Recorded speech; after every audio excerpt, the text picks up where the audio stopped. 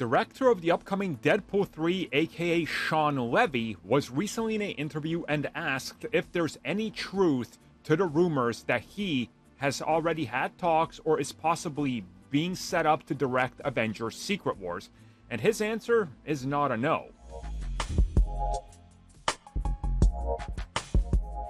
From everything we understand in regards to Deadpool 3, Ryan Reynolds was very much on hand with making sure that he got what he wanted, including the way they were going to be producing it, bringing in his own people, which we know is something that's factual because it's literally his production company co-producing it.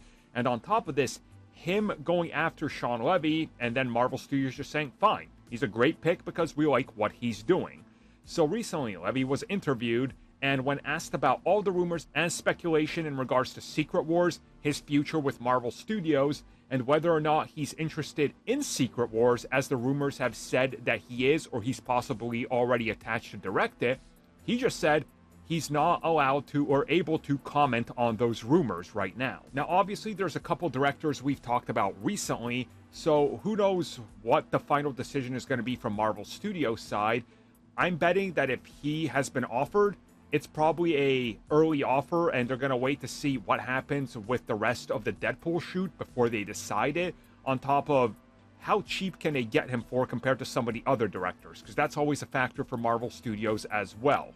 So this is one of those typical, I guess, push and pull games from both sides and see who wins. Now, with him saying he can't comment on it, it makes me believe that there is something here. He's probably been in the conversation, he's talked about it, but you got to understand that his vision is probably a little bit different than what they're going for. And this also reminds me of when we were hearing about the Kang Dynasty, where you had a couple of directors that were being talked about in the running, and the one that said, I can't talk about that, was the director of Shang-Chi.